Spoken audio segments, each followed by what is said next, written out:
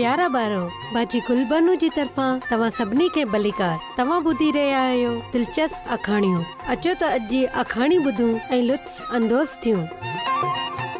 यूसुफ jail में, पैदाइश 39 बाब।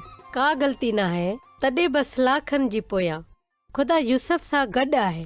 कैद खाने जे कमरे जो दरवाज़ो ज़ोर सां बंदि थियो। सिपाही दरवाज़े खे तालो हयो ऐं हलियो वियो। यूसुफ सलाखनि जे पोयां वेही रहियो।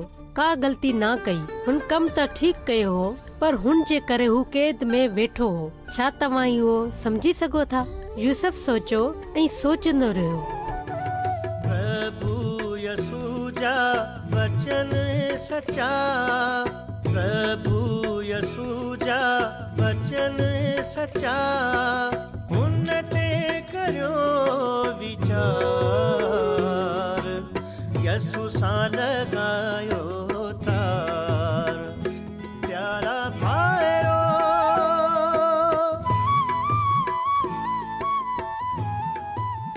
पंहिंजे दिमाग़ जे अख सां हुन पंहिंजनि भाइरनि खे ॾिठो।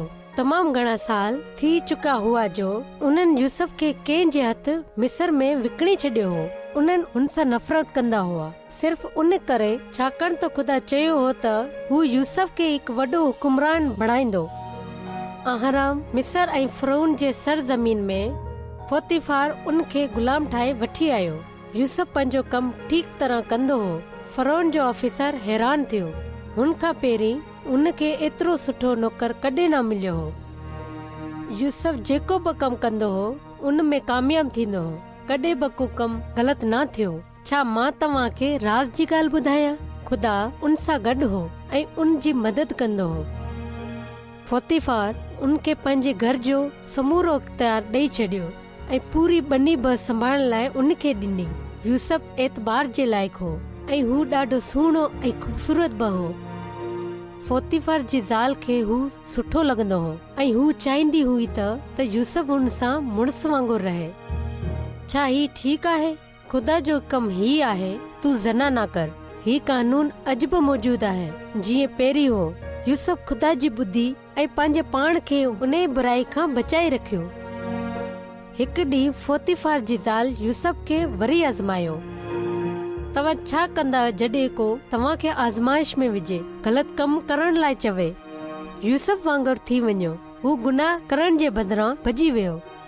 उन औरत हुन जे कपड़नि खे जले वरितो ऐं काबू कयईं, पर यूसुफ पोइ बि पंहिंजे पाण खे छॾाए पंहिंजी जान बचाइण लाइ भॼी वियो।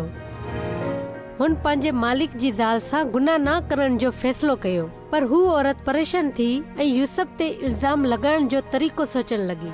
जॾहिं हुन औरत जो मुड़ुस कम खां वापसि वरियो त हुन पंहिंजे मुड़ुस खे ॿुधायो त यूसुफ हुन जे कमरे में आयो हो ऐं तुंहिंजी जाइ वठण जी कोशिश कई हुई। जॾहिं हुन शोर कयो त यूसुफ भॼी वियो ऐं पंहिंजा कपड़ा छॾे वियो। हीअ औरत जो सबूत हो।